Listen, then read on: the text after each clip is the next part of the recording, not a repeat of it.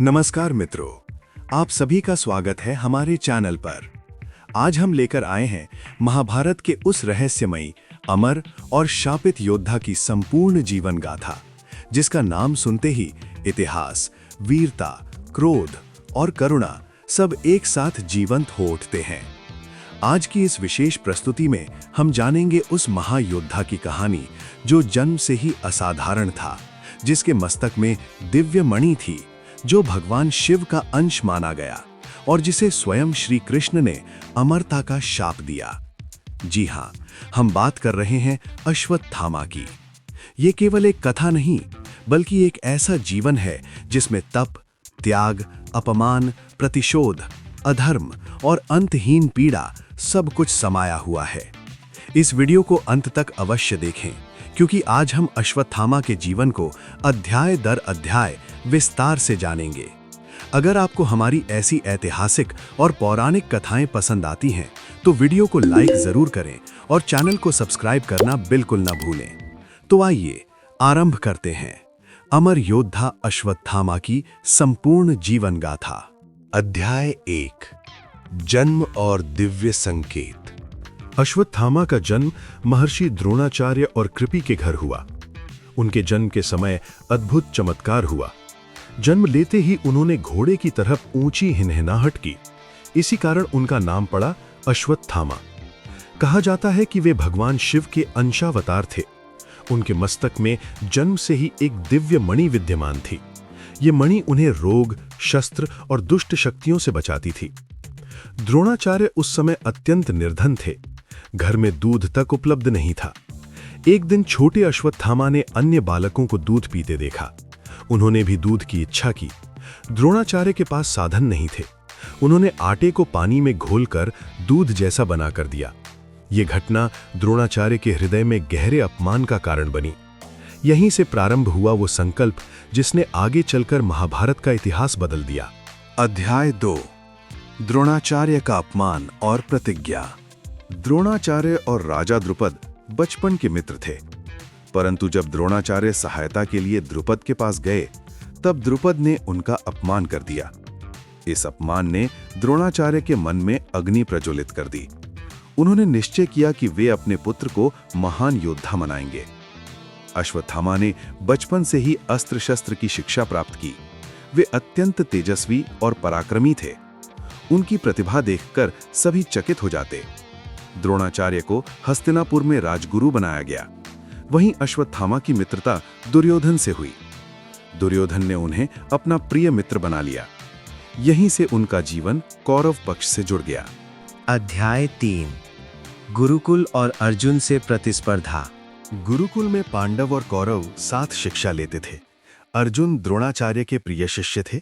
अश्वत्थामा भी अत्यंत कुशल थे, परंतु अर्जुन की विशेष प्रतिभा से वे भीतर ही भीतर ईर्ष्या करने लगे। द्रोणाचार्य ने अर्जुन को ब्रह्मास्त्र का ज्ञान दिया। अश्वत्थामा को भी दिव्य अस्त्रों का ज्ञान प्राप्त था। उनके मन में ये भावना घर करने लगी कि उन्हें वो सम्मान नहीं मिल रहा जो मिलना चाहिए। यही भावना आगे चलकर उनके जीवन की दिशा बदलने वाली थी। अध्याय 4, महाभारत युद्ध में प्रवेश। महाभारत का युद्ध प्रारंभ हुआ। अश्वत्थामा कौरव सेना के प्रमुख योद्धाओं में से थे। उन्होंने अनेक वीरों का वध किया। जब द्रोणाचार्य सेनापति बने, तब अश्वत्थामा का पराक्रम और बढ़ गया। उनकी शक्ति का सबसे बड़ा उदाहरण था नारायणास्त्र। ये अस्त्र अत्यंत विनाशकारी था। जब ये छोड़ा गया तो पांडव सेना भयभीत हो उठी। श्री कृष्ण ने सभी को शस्त्र त्याग कर भूमि पर लेटने का आदेश दिया। इस प्रकार विनाश टल गया। अध्याय 5, द्रोणाचार्य की मृत्यु, छल, वेदना और प्रतिशोध की ज्वाला। महाभारत युद्ध अपने चरम पर था और उस समय कौरव सेना के सेनापति थे महान आचार्य द्रोण।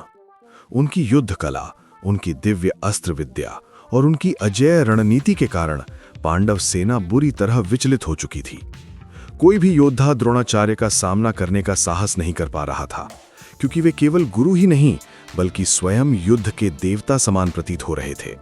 तब श्री कृष्ण ने समझा कि जब तक द्रोणाचार्य शस्त्र धारण किए हुए हैं, तब तक युद्ध में विजय असंभव है। रणनीति बनाई गई कि द्रोणाचार्य को मानसिक रूप से तोड़ा जाए। भीम ने हाथी अश्वत्थामा का वध किया, जिसका नाम भी अश्वत्थामा ही था। युधिष्ठिर से कहलवाया गया, अश्वत्थामा हतः, और धीरे से जोड़ा गया, नरो वा कुंजरो वा। द्रोणाचार्य ने केवल प्रथम शब्द सुना, अश्वत्थामा मारा गया। अपने पुत्र के मारे जाने का समाचार सुनकर उनका हृदय टूट गया। उन्होंने शस्त्र त्याग दिए, ध्यान में बैठ गए और उसी क्षण धृष्टद्युम्न ने उनका वध कर दिया। यह समाचार जब वास्तविक अश्वत्थामा तक पहुंचा तो उसका मन शोक, पीड़ा और क्रोध की ज्वाला से भारो था। उसी क्षण उसने प्रतिज्ञा ली कि वो इस छल का प्रतिशोध अवश्य लेगा, चाहे उसे अधर्म का मार्ग ही क्यों न अपनाना पड़े। अध्याय 6 रात्रि का नरसंहार, प्रतिशोध में डूबा हुआ विवेक। द्रोणाचार्य की मृत्यु के बाद अश्वत्थामा का विवेक जैसे समाप्त हो गया था। उसके भीतर केवल एक ही विचार था, प्रतिशोध। रात्रि का समय था, पांडव शिविर में शांति छाई हुई थी, क्योंकि सभी योद्धा युद्ध की थकान से विश्राम कर रहे थे। अश्वत्थामा ने कृतवर्मा और कृपाचार्य के साथ मिलकर शिविर पर आक्रमण करने का निश्चय किया। ये युद्ध नहीं था, ये सोए हुए योद्धाओं पर प्रहार था। उसने द्रौपदी के 5 पुत्रों उपपांडवों का निर्दयतापूर्वक वध कर दिया।